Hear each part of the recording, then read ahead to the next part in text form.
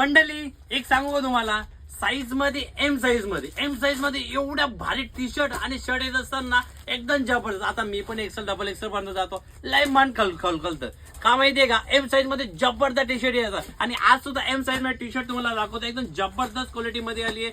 ज्यांची बी M size मध्ये body आहे तर मित्रांनो हे टी शर्ट आहेत, सोडू नका. लवकर लवकर आपल्या श्री गणेश कलेक्शन मध्ये या आणि एकदम मस्त वर्क एकदम जबरदस्त आहे आणि कलर पण जबरदस्त आहे आणि ओनली एम साईज मध्ये असणारे, राऊंड नेक मध्ये टी शर्ट असणारे, हाफ मध्ये असणारे.